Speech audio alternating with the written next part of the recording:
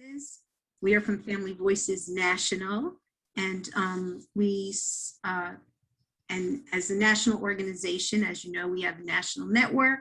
So, you have Family Voices in Alabama. We encourage family professional partnerships at all levels, and we're always so pleased to know that there's such a strong partnership between with families in Alabama. So thank you for that. What we're going to share today, we're going to talk about the 4 Family Voices family engagement domains. We're going to provide an overview of the family engagement and systems assessment tool and the family engagement and systems toolkit. We also wanted to have a discussion with you about the use of the FESAT as part of the Alabama State Performance Measure to strengthen and enhance family and youth engagement in children and youth with special health care needs, program development, policy making, and systems building activities. So I just wanted to say that family engagement at all levels of care is really important. So the interactions that happen between a family and their child's provider, or I actually have an adult son who has a lot of medical stuff going on. And I like to think that the way, and I'll share really quickly that he's had a series of medical complications for which he needed to be hospitalized many times since November. And I would like to think that perhaps the partnership that I have modeled for him all these years in negotiating with his doctors has empowered him, so to speak, to negotiate with them, like to manage those provider-patient relations that happen, that have to happen in shared decision making. So he was discharged, and a couple of days later, they had labs, and he gets a phone call that they wanted him to come back in. And he was like, there was no way that was going to happen. And I was really pleased, as stressful as it was and how I had to honor his decision, I was really glad that he worked really well, that he could speak, it was a lot of back and forth, dozens and dozens of phone calls, but he actually negotiated with his docs that he should be allowed to stay home. And I was really proud of him. So at the individual level, he's working really hard to shared decision making and negotiating with it, negotiating with his multiple teams. But at the systems level, he also realizes there are some real problems there. And so, for example, the infusion company that's helping to manage his IV now that he's home, the nurses come and they just drop the labs at whatever lab they're going by. And they also, when they come, they don't automatically have all of the, the little test tubes, the test tubes labeled with this, with his name and his medical record number. So he actually spoke to the company and said, this is a problem. 1, it's COVID. 2, a lot of people are coming in and out of our house to help me manage what's going on.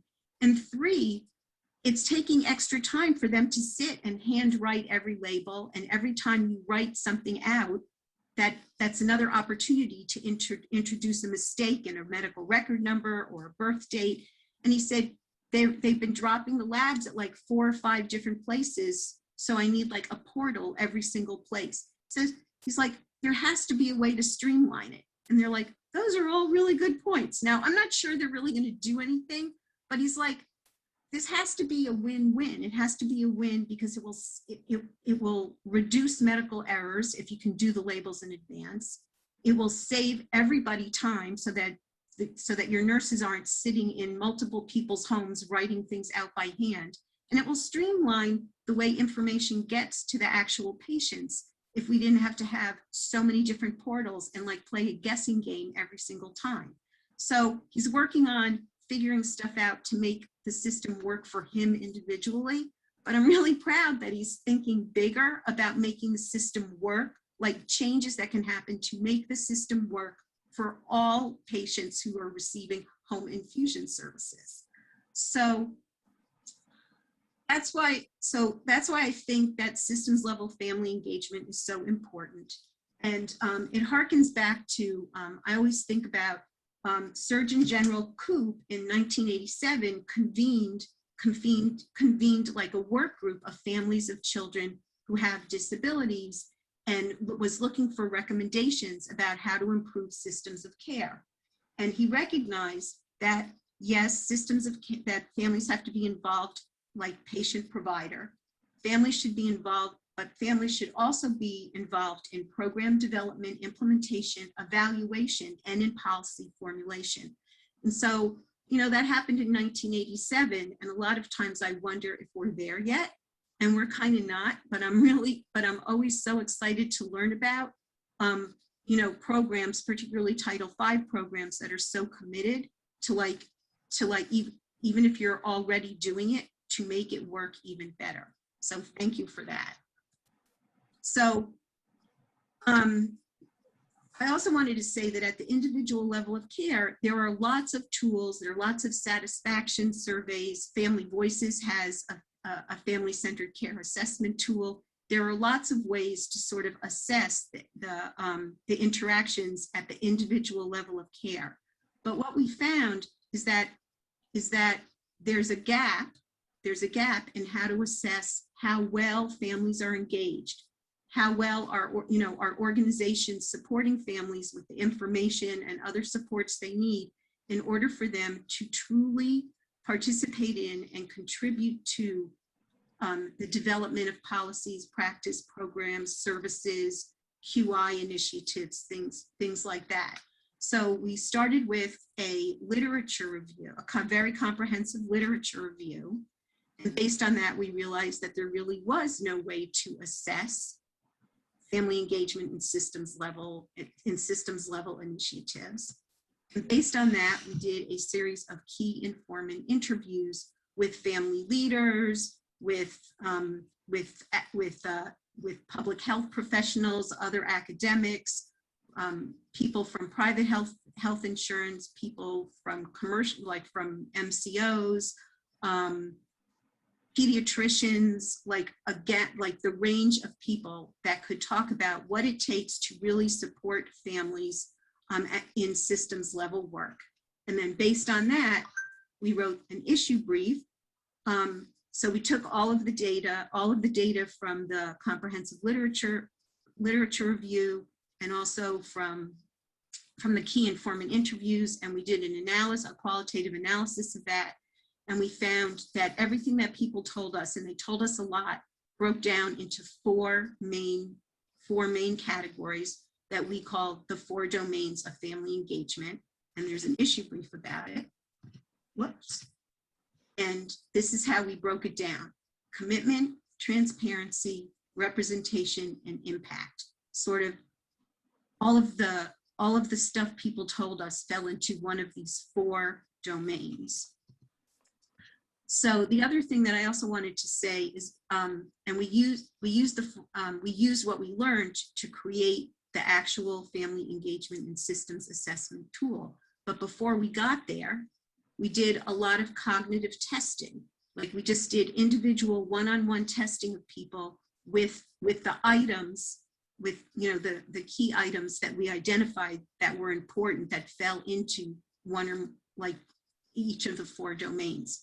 We started with 96 items, which we eventually narrowed down to 20 through a process of cognitive testing to make sure that everybody understood the item the same way. Like they're not really questions, but the item on the tool the same way. So after the cognitive testing, we refined everything. We did pilot testing. We learned a lot from the pilot testing. What we learned, we used to refine the items further and to refine the protocol for use of the tool. Then we did more pilot testing. And then finally, we ended up with the family engagement and systems assessment tool that we made public starting in November of 2019. So these are the tools. There's a user's guide, the actual family engagement and systems tool. There's a score sheet, and there's also a toolkit, which is a compilation of strategies and resources. And the toolkit can be used as a companion to the actual tool or as a standalone. So the 4 domains of family engagement. Because I understand that this is something that you're looking to incorporate into all of the work you do. So the first domain is commitment, and it means an organization always engages families they serve in decision-making groups that are working to improve or create policies, programs, services, or other systems level initiatives.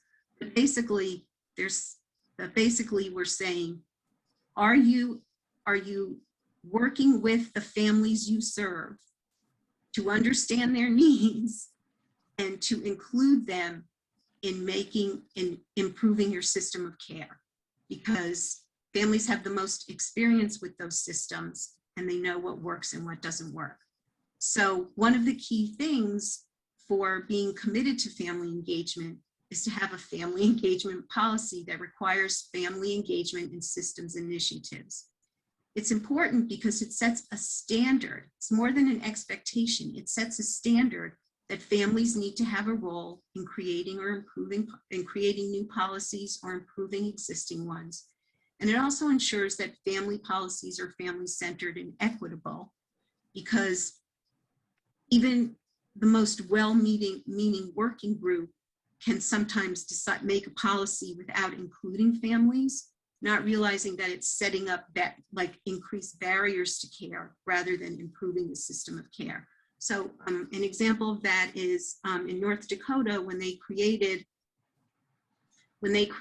a state mandate for ABA services for children with autism, they didn't do this in consultation with families, and they wrote in that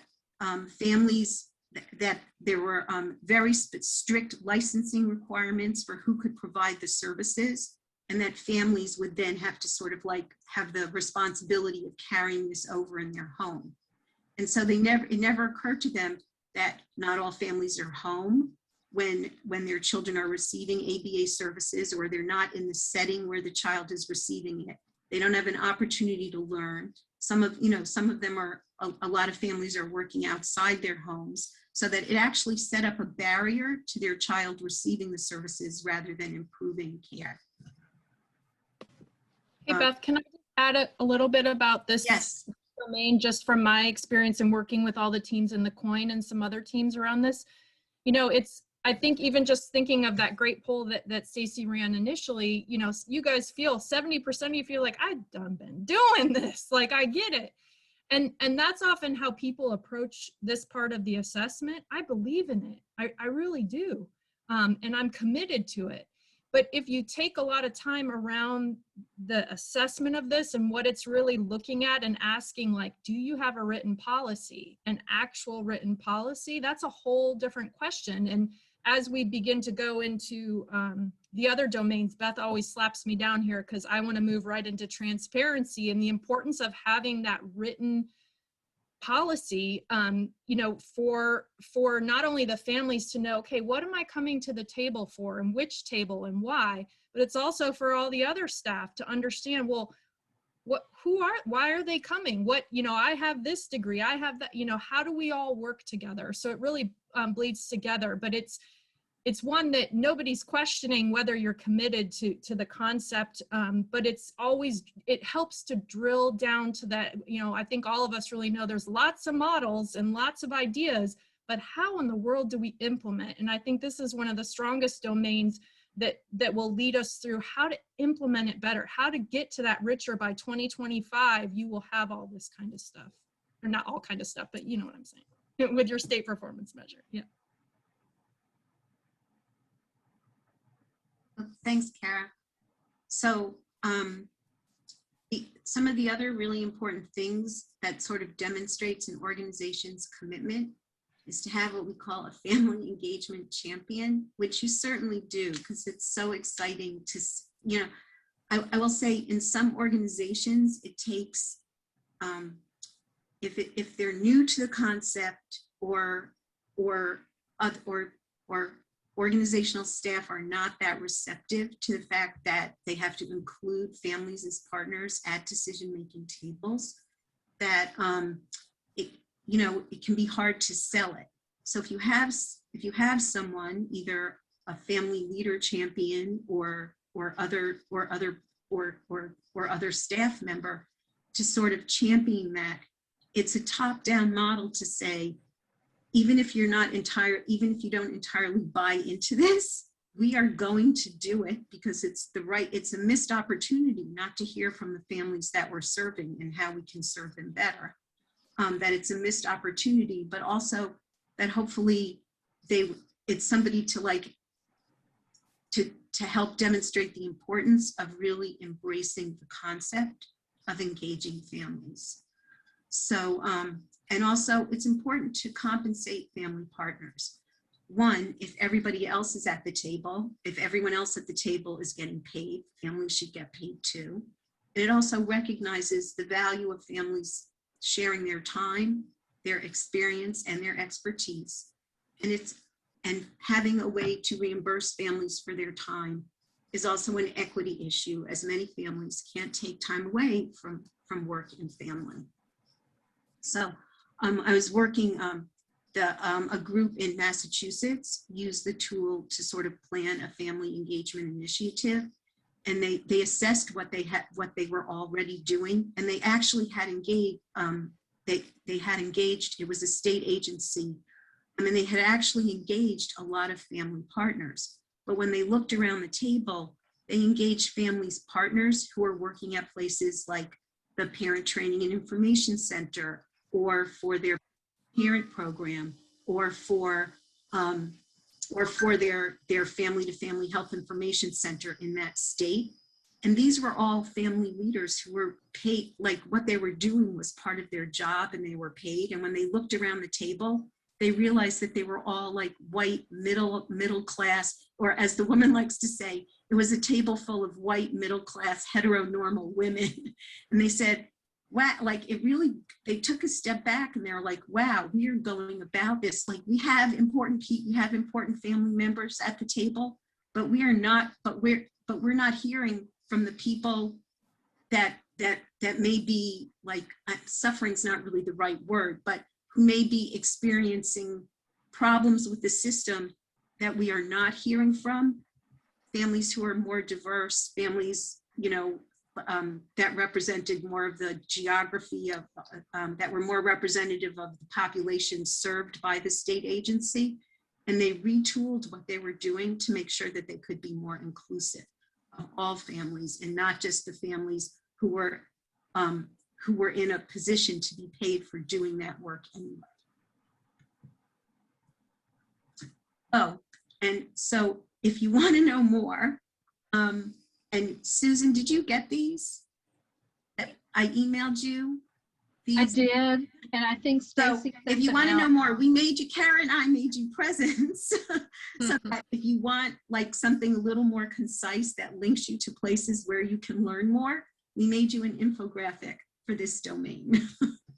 Thank you, Beth. We appreciate that. We did send, I was able to send them out ahead of time and hope. So for those that haven't seen their email, we did send these infographics out so you could have them with you as Beth goes over them. Thank you. So Cara, because this is your favorite domain, you want to do this? Yeah, I think it's taking from one of my sort of tips at the end, but I think this domain is really fascinating, and all the assessments I've seen and gone over with people and kind of talked about how do you move forward from this assessment? What does it mean? I think really diving in on this domain and using that consensus process to bring together everyone's scores and talk through things. This domain really highlights not just the issues that are faced by families, how families, will say, oh, well, you're at the table, or we do a focus group, or, you're on an advisory committee, but dive into what does it feel like to be there? Do you actually feel welcome? Do you feel like you're being heard?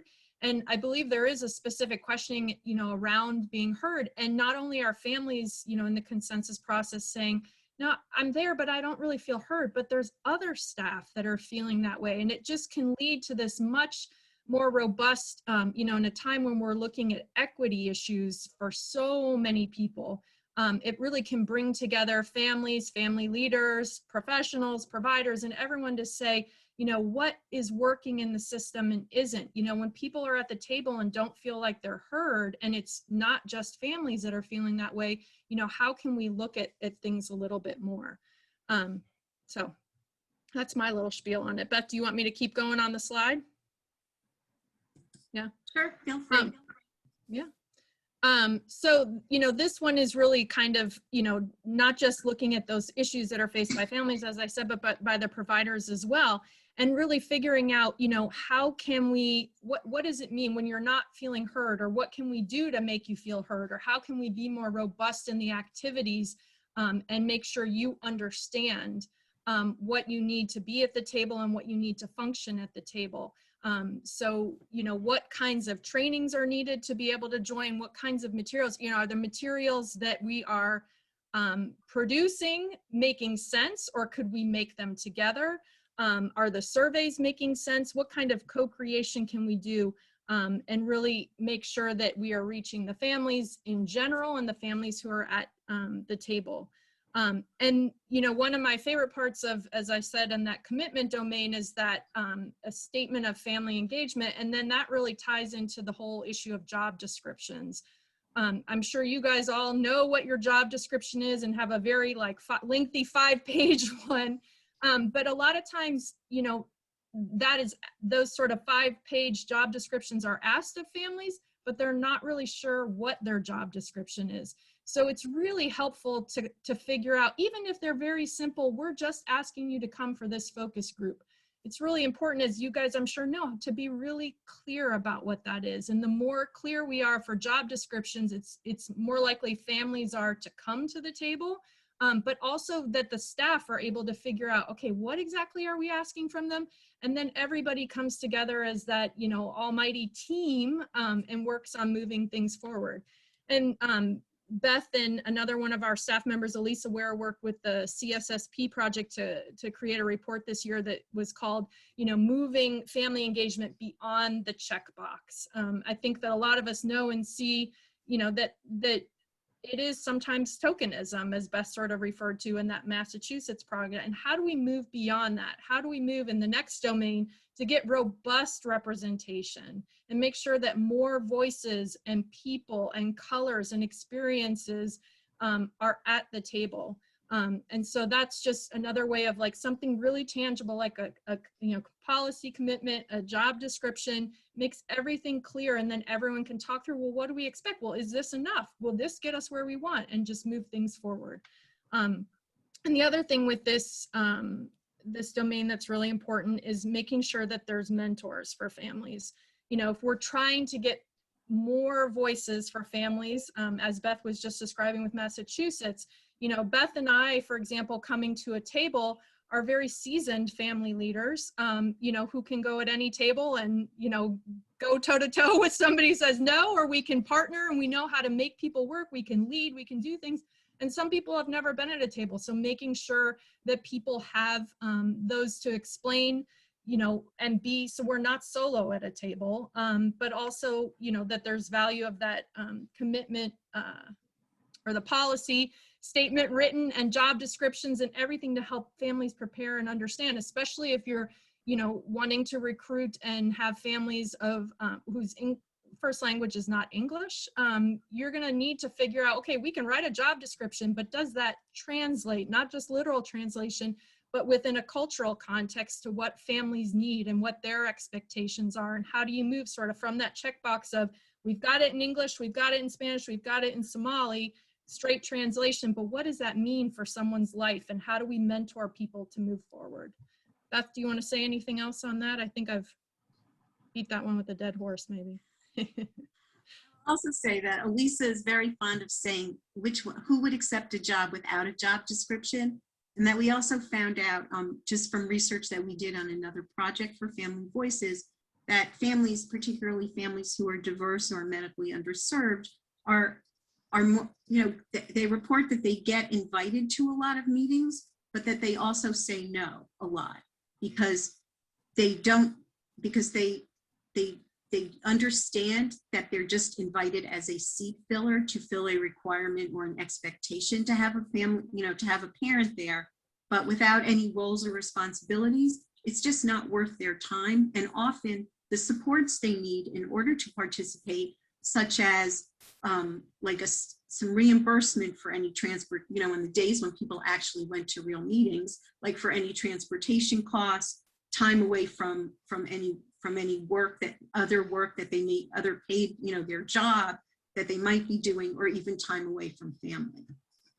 Sorry, Beth, one other thing that brings up too is the bullet here in the second box about helping families learn to use their experiences to improve systems, and learning how to tell your story and adjust your story for each table and each purpose. I know that, a lot of times, we hear that, well, yeah, we want families, but not, they need to, they can't just talk about one thing in their own agenda.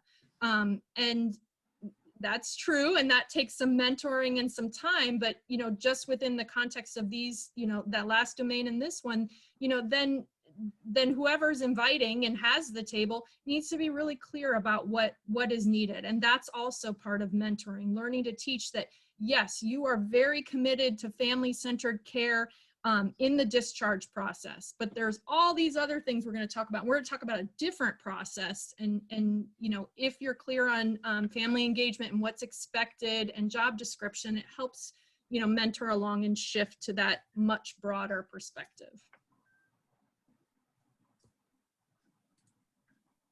And so the next domain is representation. And again, you have to be, like my Massachusetts example, you need to be hearing from the families that are most affected by a policy or by, your system of care. So engaged families really should reflect the diversity of those served by a specific systems level initiative. And that language is pretty specific, a specific systems level initiative, because we do understand that you can't always, that depending on what, for example, a Title V is working on, you don't necessarily include all families. So many Title V programs, like for example, in New Jersey, are working to improve birth outcomes and like maternal health and birth outcomes for women of color. So on this part, like in the actual tool, there are 4 items in this domain, but we encourage people to write in anything, like to substitute items to best fit the demographic of the population served by their initiative. The other thing about this is that it's really important to use data, either internal data and we know that Title V programs collect a lot of data, or external data sources to understand the families that you are serving, or to connect with a family-led or community-based organization that supports families who are diverse. And we love that you're so closely aligned with Family Voices of Alabama, because they hear from lots of families. And so that's also, one of the great things about family-led organizations is they also collect a lot of data, and they also, they're more likely to hear what's not working about a system of care than what is working about a system of care. But that can be very informative. And I also know that MCOs, when they go to, they collect complaints, and they actually, they have, people complain a lot. And so they actually use those data to help improve certain parts of how their networks are working or something like that. So collaboration with other people who collect data, really important for helping to identify issues that families may be facing that are causing barriers to care or result in fragmented care. Also, it's important to provide support to both families and staff. So every partnership doesn't come naturally to everyone. And it might not necessarily, unless you're a QI person, it might not be, like systems improvement might not be part of your job. And so doing workshops, presenting workshops that have, that are opportunities for for parents and professionals to learn together about parent-professional partnerships are really good. And also implicit bias training, because we all bring our own life experience to situations, and it's just really important to be aware of that.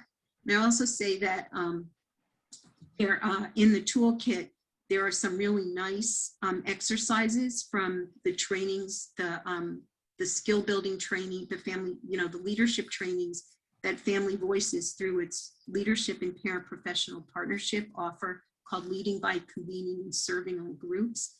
And a lot of those exercises are linked into the toolkit to support some of the items in this domain. And we made a infographic for this domain as well. And the fourth domain is impact. And basically, the impact is like what you're doing to, I really appreciated, Stacy, that at the beginning that you distinguished between the actual, like a specific initiative and that this tool focuses on helping to improve family engagement, because that's a hard distinction for a lot of groups, that you're not evaluating the actual initiative, like policy that you're working on or QI project. You're evaluating how well families and staff feel supported in their work together to improve the system of care. So some of the items in that domain that are key are that families know what works, that you listen to what the family partners have to say, that because families through their own lived experience know what works and doesn't work about a system of care. And then, once that's identified, you can work together to identify areas for improvement and work together to identify solutions, rather than just like saying, rather than dictating, this is what we're going to do. And I'll say I was on an advisory committee for a tertiary care children's hospital many years ago. And one of the biggest frustrations for me was they never asked families like what issues they wanted to work on to make improvements. They always came with a set menu of stuff. And one of them was they revamped the food service, and they were going to offer theme meals that families could order to like eat together in their child's room instead of just like the kids, so that, if there were other siblings and everybody wanted to eat together, all of the themes were sports related themes. And they just came up with this without asking for any family input. And we're like, well, sports are really great, but what if sports is not what the family does? So they were like, oh, that's a pretty good point. But they always came with like here's what we're doing, like react to it after the fact. And it was a missed opportunity for them to have planned this whole theme-based food service, part of their food service, without saying, maybe we should ask some families what they might like to see or talk to their kids. So really important to listen and to work together on like creating something or a solution to something, rather than just saying, this is what we're going to do. What do you think? Also, another part of impact is to identify what's changed. What is the organization doing differently because they heard it from families? And Cara referenced this moving beyond the check, that Family Voices had a partnership with the Center for the Study of Social Policy to work on an initiative. It's a national initiative, Pediatrics Supporting Parents, to sort of transform pediatric care to focus on promoting the social and emotional development of young children, supporting parents' mental health, and strengthening the parent-child bond. And when we wrote up everything that we found at the end, the project director, the CSSP manager of that project actually said, and it's a quote in the issue brief, is that having engaged families made a world of difference in what, one, how they did the work, and two, what they found, and that the report that they wrote was completely different because they could also bring families' voices to the table about about this initiative to transform pediatric care. So, and then we made you an infographic for this too. And this is sort of like a trial run, so we welcome input about this. You can funnel it directly to Cara and to me, or you can give it to Susan, who can share it, or to Stacy, who can share it, or anything. So when it comes to the actual family, does anybody have anything they want to say first? Any questions? Any, Cara, anything to add? Susan, Stacy, anything you want to add in? Just that we really appreciate you creating those handouts. I don't know if y'all picked up on that, our group, but they created those handouts specifically for Alabama and at our request. So we greatly appreciate that. And if you did, like she said, have feedback, that's one thing I really love about Family Voices is they gather a lot of feedback on their materials and their presentations and their trainings, and they actually read it and listen to it and process it and make changes from it. So if you have any comments about those, feel free to share them, and don't hesitate to ask questions. And you can, if you don't want to ask the question, you can always put it in the chat, and I'm monitoring that. So don't be shy. So getting to the actual family engagement and systems tool, there's 3 ways you can use it. There's actually more, and some people are doing some alternative things, but like the basic bottom line is that you can use the tool to plan, how you're going to engage families. You can use it to assess how you're already engaging families. And once you've done sort of like that initial assessment, you can take what you've learned and figure out how you might improve the way that you engage, that an organization is engaging families. So there are some examples on this infographic. I'm looking at the time and I'm thinking, because I think you might have this too, that you, I don't know, should you want to be, should we go through this or just get to the tool? I probably would jump ahead to the tool because of time. No problem. And then if we, yeah. So this is what if you haven't seen it, this is what the actual tool looks like. These are all the items in the commitment domain, and you can see that we haven't highlighted all 5 of them in your infographic, but we have highlighted some of them just to stress the importance about, just to sort of like stress the importance of having having like an organizational policy, champions, and other things that should be in place to guide how you are going to engage families and support, and how you're going to engage families in a meaningful way, rather than just say, come to this meeting.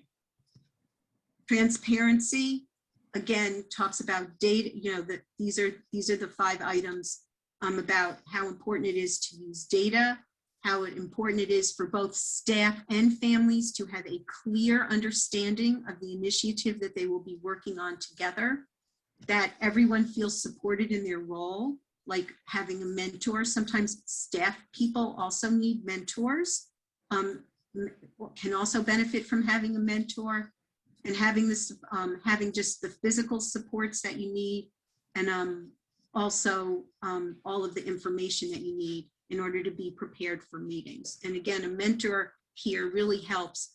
We found that can be very helpful for families, just like, when people actually worked out of offices too, there's so many opportunities for what I consider water cooler moments where staff can sort of like meet up or chat or just like talk to the person in the office next to them. But family leaders, especially when we're working virtually and we're working nationally, because we are looking for a lot of our work, we're looking for geographic representation of families. Being able to have a mentor that can convene them by Zoom or even have individual phone calls really helps, gives them a chance to sort of talk through what the agenda is going to be for the meeting, to brainstorm any questions that they want to ask. And if they have a family experience that they're going to share, to be able to share that family experience in a way that would improve the system for all children and families served, not just for like an individual issue that someone is having. And then here are the items in the representation domain. And like I said, we had like 20 different items in this domain. But when we did the pilot testing, we realized that a lot of people are going to answer not sure or not applicable, depending on what the initiative is. To go back to my example about improving maternal health and birth outcomes for women of color. So race and ethnicity of the population served would definitely count, but it might not be a language or a geographic issue, depending on so we encourage people, and the instructions are in the user's guide and also in the tool itself, that says that you can substitute anything here that's appropriate so that it better matches the demographic of the families that would be served by the initiative, so that you can better target how you would be recruiting families to engage in that work. You know, Beth, sorry, real quick on that, since you gave the great example of the flexibility of the tool, I think in my experience of using the tool, some in the CoIIN, it's sort of evolved. We've gone through 3 rounds of using it now with these 10-state teams. And a lot of times people look at this tool and they think, especially because this is a scoring sheet and it's Excel and it does it for you and answer the question, it feels really formal. But what I really want to encourage too is, as you guys get to know this tool over the next 4 years, begin to think about it much more creatively. You know, substitute in or take pieces of it and use it for other, you know, planning. A lot of times I've noticed that when people, because it feels so formal, you're going to score this, you know, is this rating, you know, am I going to lose my job, you know, or is this going to affect other things? But it's really about, as Beth was saying, you know, it can be used in so many ways, and it's ultimately just lining up in with your state performance measure. How do we improve the engagement of families? I know with block grants that equity is this underlying issue. It's an underlying issue for everything now. And this FESAT is just another way to ensure that lived experience, no matter if it's SHIN or whatever, lived experience is at the table and creatively brought into things. So make it more flexible. Nobody's being graded or, you know, assessed in that way. The score sheet, I think, really often throws, but use it as a tool. It's just a tool in the toolbox to move it forward. So don't be afraid to be creative.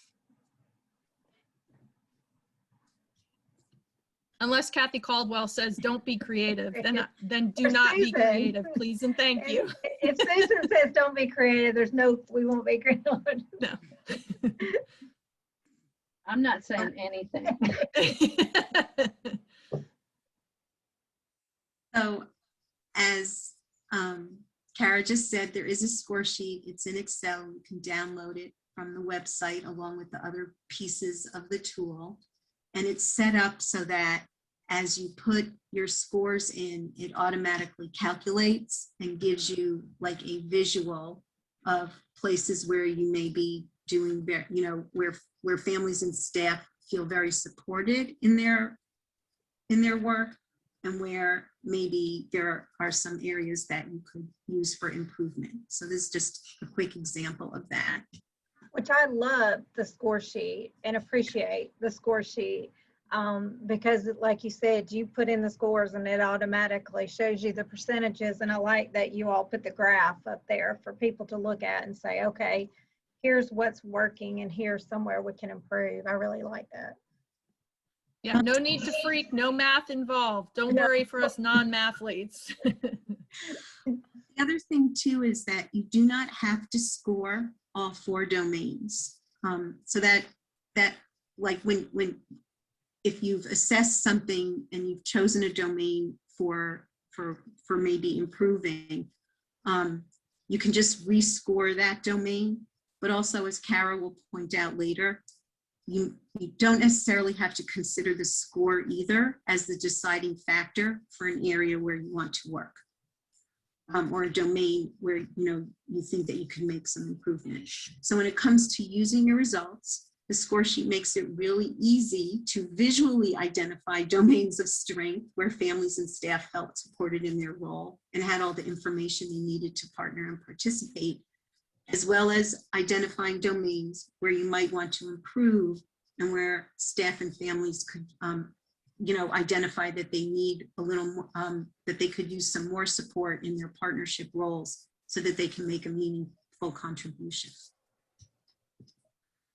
So the toolkit, and I'm going to show you really briefly, is organized by the same, the same 4 domains of family engagement. It's a collection of strategies and resources organizations can use to improve family engagement, and you can use it standalone or as a companion document. And this is just a screenshot of what the commitment domain looks like. And then I've provided a side-by-side so that you can see how things in the toolkit support items in the actual tool. So for example, a lot of times organizations are looking for ways to include funding for families, leaders' time, or other costs they might incur. And in the toolkit, there's actually a strategy and a resource for that. I'll also say that sometimes the organization in the 4 domains is like an artificial construct, because a lot of the things in one domain will support improvement in another domain as well.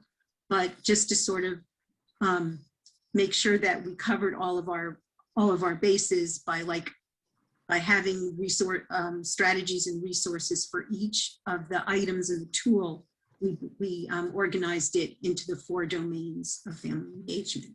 This is what transparency looks like. And again, one of the big issues is mentorship.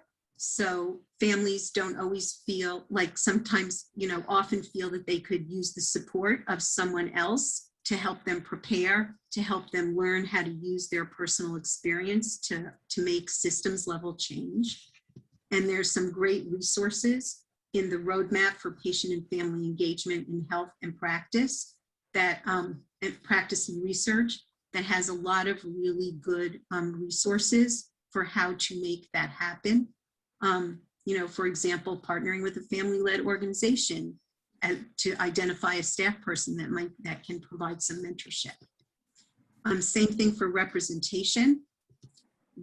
Sometimes recruiting families who are representative of the races and ethnicities served by an organization can be a struggle, especially not so much for Title V maybe, but especially for like policy organizations that don't really have direct contact with the families that are affected by the policies that they create.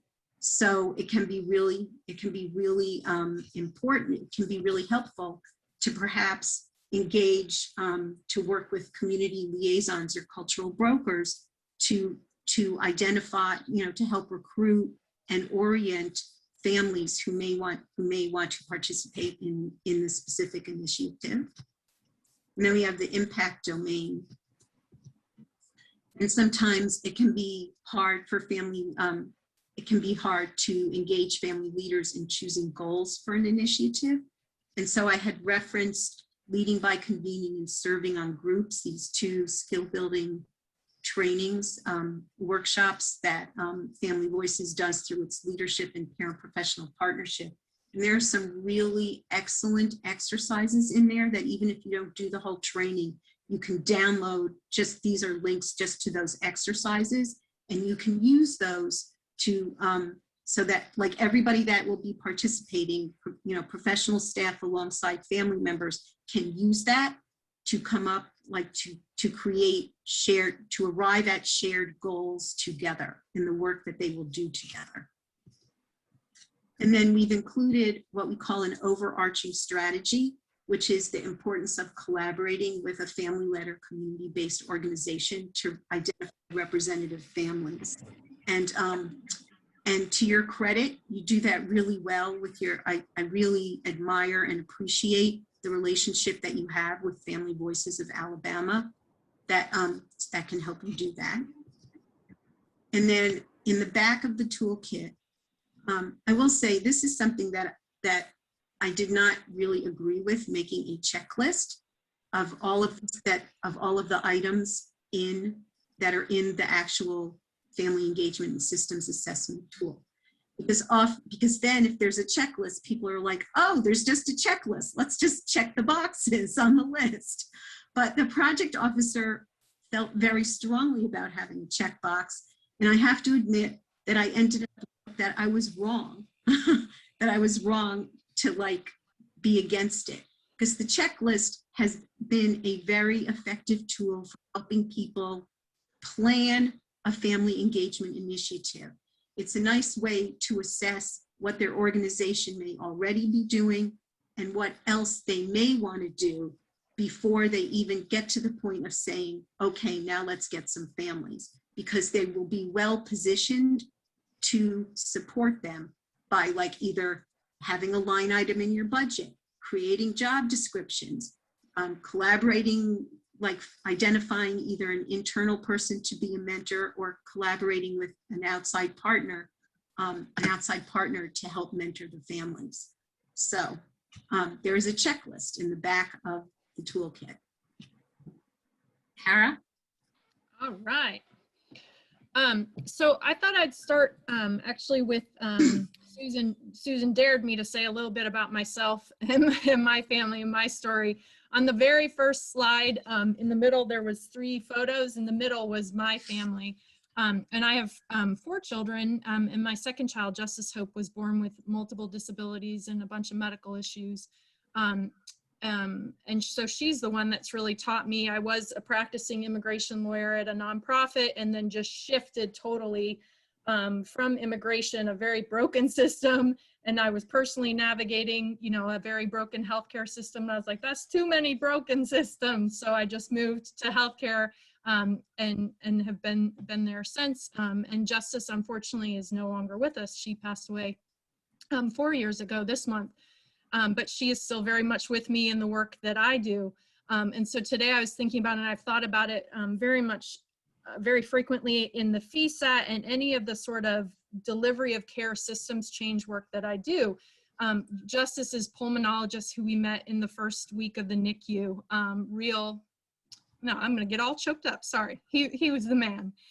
He always used to talk, he used to simplify things. He's one of those older docs that just gets it. And he's like, anytime things would be complicated, he's like, it's just plumbing. It's plumbing. It flows down. There's kinks. And I think about a lot of times in the description Beth did of, you know, of your experience on being on that tertiary care center or hospital advisory committee, where they came and said, here's our plan for we've redone the food system, right? But nobody asked, you know, the people who use it up front what to do. And I think of that in you know, have you ever seen pictures of the tube system in London? It's like all these tubes, right? That's what I think of when Dr. Clayton's like plumbing. That was the inside of Justice's body. Man, those tubes, they went whichever way they wanted and often twist and turned and just made things complicated. And systems work are that way. We can try to lay out that plumbing and tubes. You know, that's what we do with QI. That's what we do with systems change. We're so thoughtful in it. But darn if that tube doesn't turn either the way we intended or not, and there's a kink and it goes in the wrong direction. And then we're like, why didn't this work? And I think so much of this work, you know, it speaks to the value of bringing that lived experience, because we can tell you, no, that's not where the tube should turn. It should turn this way. And then, woo, the plumbing flows the right way. So hopefully you followed that analogy with me. But that was bringing Justice here a lot, that it is, you know, it takes that creative, you don't have to get messy and dirty in there with the plumbing. You just have to make sure all the plumbers are at the table in all perspectives, and you can use little fix-its to make it kind of go.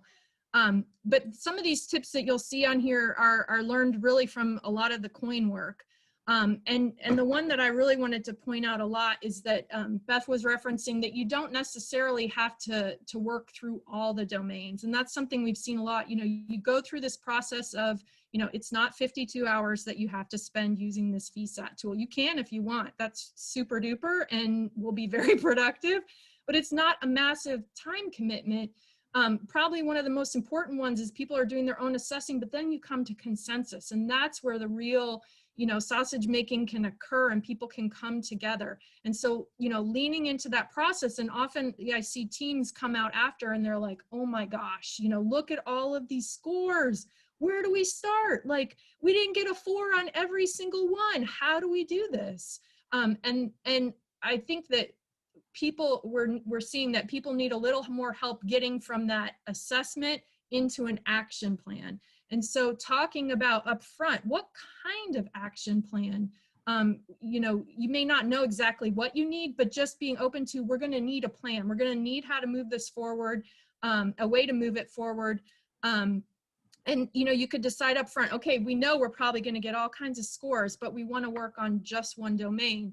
And really one of the most popular domains to try to work on is representation. And also one of the most challenging. Do you have families at the table or families engaged that are representative of all the populations served by this initiative? That is really hard to do. It's something we're all desperately wanting to do. And I'll go back to, you know, maybe your scores there are a lot of 1s and 2s.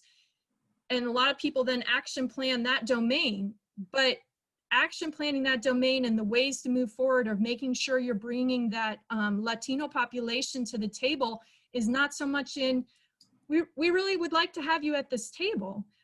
It's a little more in the commitment and transparency. And so actually to move forward on representation, maybe you want to action plan around commitment and transparency, but using part of the representation where you're really getting to a different level with partnership with a community-based organization. Finding, you know, Family Voices of Alabama has a new connect in a new cultural liaison, you know, in this certain part of Alabama with Latino families, and working with that cultural liaison to really, okay, what kinds of statements and job descriptions and transparency do we need to work on and build to then bring to the table and bring other people forward. So don't get overwhelmed, and plus you guys have till 2025, right, to really get it all cooking.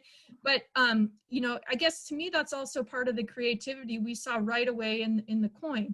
You know, it's not scoring for anyone else. It's for you to figure out, how do we move this forward? You know, it's an actual tool in the toolbox, and so it's totally up to you how to do that.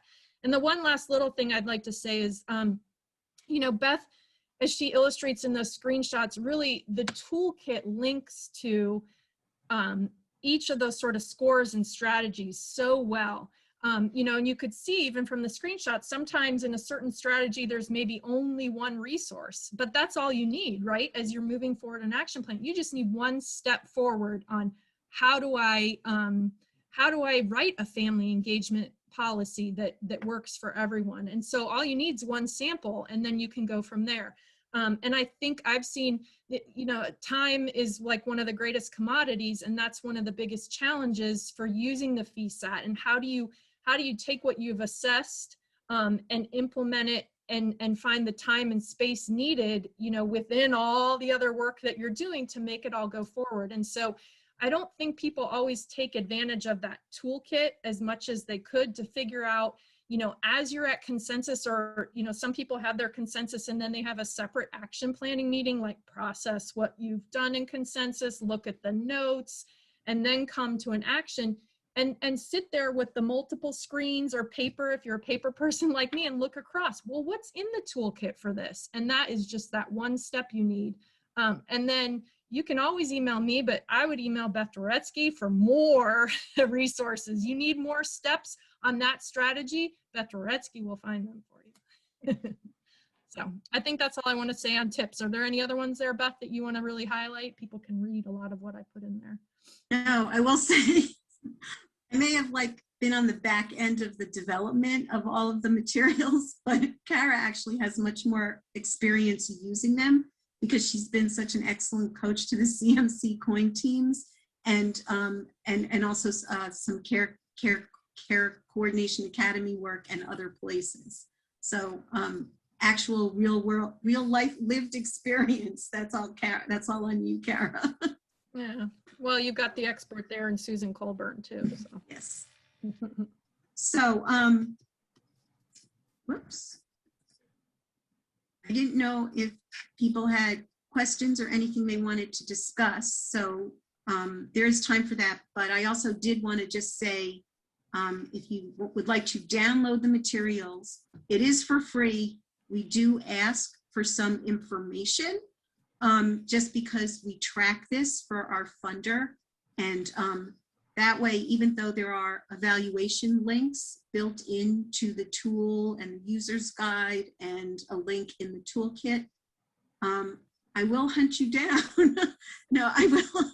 We really want to hear how people are using it, what's working and what's not working, because we, as you said, Stacy, we want to hear from everyone that uses our materials, because we are a continual QI process of improving things. So for right now, we would not make changes to the actual items in the tool, but we are always looking, we're always adding new resources. So you can check this link periodically. You might have a toolkit from like January, I think or like from November of last year. The one now is from March, because one of the links, one of the great resources for creating a job description that came out of the Oregon Family to Family Health Information Center, they updated their tool. So I corrected the link, and sometimes we realized that we were that we didn't think as broadly as we should when it came to recruiting specific groups like LGBTQ, grandmothers. So we have added in some resources about about community partners that organizations can work for, can partner with to help recruit like a little more broader than children and families, things like that. And this is how you reach Cara or me with any additional questions or follow-up.